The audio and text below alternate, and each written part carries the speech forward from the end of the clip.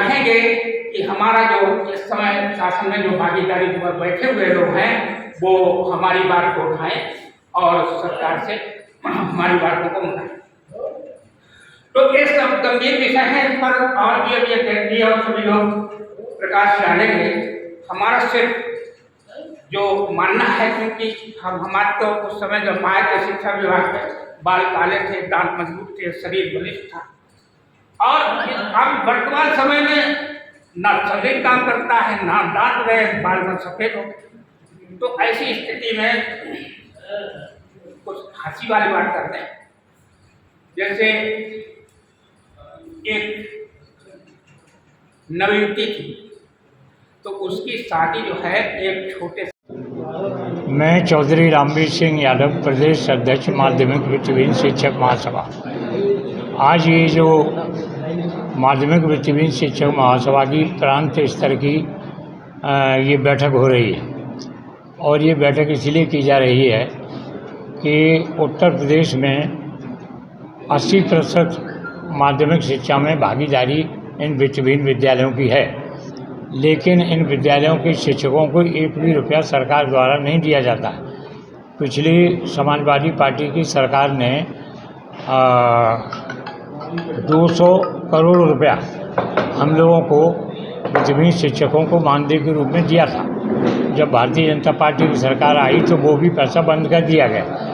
तो हमारी ये मांग है कि वृत्तिहीन विद्यालय में पढ़ाने वाले शिक्षकों को ट्रेजरी के माध्यम से और शिक्षक के खाते में सरकार द्वारा मानदेय के रूप में सरकार द्वारा पैसा दिया जाए। दूसरे, इस सरकार ने जो हाई स्कूल इंटर की नई मान्यताओं के लिए जो मानक बनाए हैं, उसमें इन्होंने प्राभूत कोष और सुरक्षित कोष ये लाखों में 5-5, 10-10 लाख रुपया कर दिया।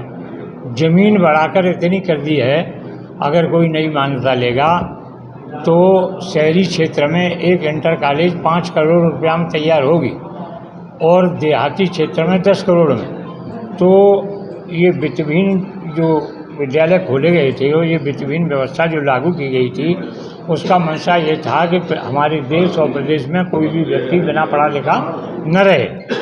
तो अब इन्होंने उल्टा कर दिया, जब मान्यताएं नहीं मिलेंगी तो स्कूल नहीं खुलेंगे, स्कूल नहीं खुलेंगे तो बच्चे शिक्षित नहीं हो पाएंगे। दूसरे, माध्यमिक वृत्तिहीन शिक्षक महासभा की ये मांग है कि कक्षा 1 से लेकर और हायर एजुकेशन तक समान शिक्षा होनी चाहिए, एक ही पैटर्न हो। ये नहीं कि कुछ अमीरों के बच्चे मॉडर्न स्कूलों में पढ़ रहे हैं और गरीबों के बच्चे जो पेड़ के नीचे वो दलिया भात उसके लिए कटोरी लेके जाते हैं। तो समान शिक्षा होनी चाहिए, समान पाठ्यक्रम होना चाहिए और समान मीडियम होना चाहिए पढ़ाई का। शिक्षा मंत्री से अपनी समस्याएं अभी तक आप लोग ने बताई है? नहीं, असल में ये लोग तो सुनते ही नहीं। अभी फ़िलहाल तो हमने नहीं बताई है, लेकिन शीघ्र ही हम मुख्यमंत्री, शिक्षा मंत्री और सारे लोगों को ये ज्ञापन वगैरह देंगे, क्योंकि ये तो कोई भी आंदोलन होता है तो जुलाई को दिया गया एक बार ज्ञापन, इस जुलाई की। 30 जुलाई को। हाँ, जिला स्तर से। अच्छा, हाँ, जिला विद्यालय पूरे प्रदेश में जिला स्तर से ज्ञापन दिया। आपको निर्णय निकल कुछ नहीं, कोई सूचना नहीं, कोई समाचार नहीं, 3 जुलाई को कोई आश्वासन दिया नहीं। गया है।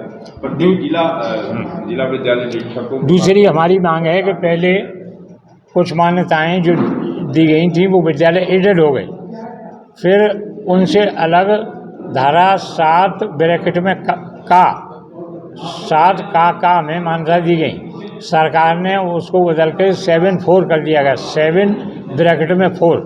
तो अब इन विद्यालयों में पढ़ाने वाले शिक्षकों को वेतन वितरण अधिनियम से आच्छादित किया जाए, और जो सेल्फ फाइनेंस में जो अब ये मान्यताएं दे रहे हैं उनको सरकार के माध्यम से उनके शिक्षक और शिक्षेतर कर्मचारियों को उनके खाते में ट्रेजरी के माध्यम से सरकार पैसा दे, मानदेय के। तो आपकी बात हो गई। हाँ, अब एक चीज़ ये बताइए, जैसे क्या वजह है कि जो गवर्नमेंट स्कूलों से हटकर बच्चे प्राइवेट स्कूलों में पढ़ाई कर रहे हैं, इसकी वजह क्या है? वो प्राइवेट स्कूल हमारे ही तो हैं।